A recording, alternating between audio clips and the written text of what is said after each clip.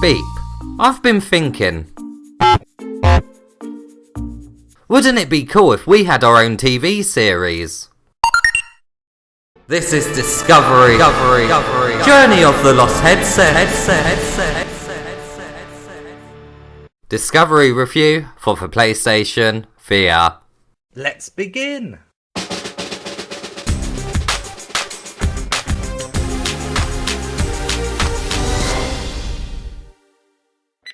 First up, let's take a look at the gameplay. This is a creation game where you can build anything you can imagine. You have many different things you can place in the world, such as terrain blocks, vegetation, lights, and other random objects. There is simply too much for me to list everything. Most of the objects are not interactable, but there are some. You can place doors that you can open and close, and TNT that you can use to blow up parts of the environment, and switches that can be connected to light sources. You can spawn some animals, although they don't do much, and obviously have a mind of their own. To make a creation even more decorative, you can paint it from a selection of many different colours. You can delete stuff you don't want anymore just as easy as building it, as all you have to do is aim at it and press a button. Deleting the terrain is fun, and you can make long tunnels if you want. The menus are very quick to navigate and also have a quick select menu which makes building your desired creation a lot easier. To move, you can walk, teleport, and fly. Flying allows you to put yourself into a better position for creating objects. The character's movement speed is quite slow when both walking and flying, so you will be teleporting a lot. The game does support online, but only for up to 4 players, and they need to be your friends on the PlayStation Network.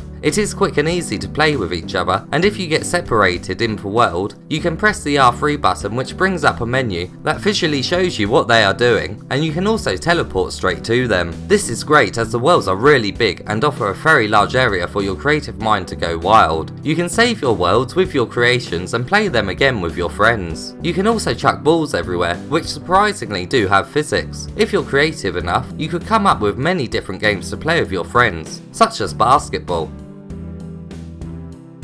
Now let's take a look at how immersive these block worlds are. The graphics are quite nice, but like all PSVR titles, faraway objects become blurry. When you're in tunnels, the depth is absolutely incredible, and it really is creepy having to go through them with torches. There are 3 main reoccurring environments that are randomly generated in each world. These are grasslands, desert, and snow-filled areas. All are very distinct but do only provide visual variety and don't affect the gameplay. When playing with friends, sometimes vegetation won't be seen by other players. This is only with the vegetation though, and not the terrain, and you will always see what each other builds. The menus are very easy to read, and you won't have a problem knowing the name of each object. Although the world is pixelated, the environments are quite stunning, thanks to some really nice shadow and lighting effects in the game. Especially when the sun begins to set. There are planets in the sky, and they do add a sense of wonder to the world, and the music is amazing. It really does make you feel like you're on a journey. The music does randomly start though, but often does so at just the right moment, as it combines perfectly with the location you're in, or a new task that you have set yourself on.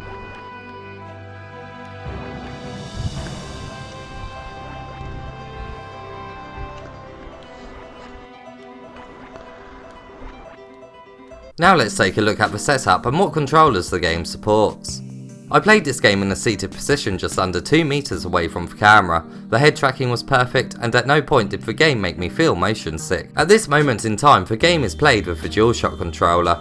The game can also be played in a non-VR mode. Now let's take a look at the length of the game and what trophies come with it. There is obviously no end to this game. As long as you keep coming up with ideas, the fun won't stop. The trophies really are underwhelming for a VR game that you could potentially be lost in for hours upon hours. In total there are 4 trophies that can be achieved. There is 1 bronze and 3 gold. They are all very easy to get and will not take you much time at all. I hope you have a friend though, as one requires you to play with one. If you don't have one, Beep will be your friend. And now it's time for the verdict. This is obviously a Minecraft clone, and it really does feel like you are virtually in the Minecraft world. The game really does have the potential to be massive, and if you are a fan of creation games, you should get it. The price point is fair for the amount of objects and freedom you have to create, but if you are a fan of Minecraft, you will be disappointed with the lack of features in this game. But the developer has promised to continue to support the game and update it with new features over time. It really is fun to come up with some crazy ideas and play with your friends. Me and Derek built a rabbit race tournament,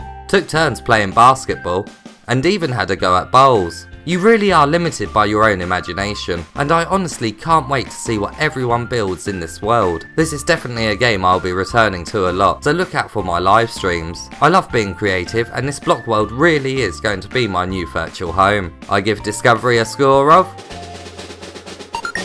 8 out of 10. Beep! The show is about to start! Beep! I can't see! Me and Beep had travelled far across the lands and had decided to rest as nightfall was upon us. When I awoke, Beep was nowhere to be seen. This is Discovery. Journey of the Lost Headset.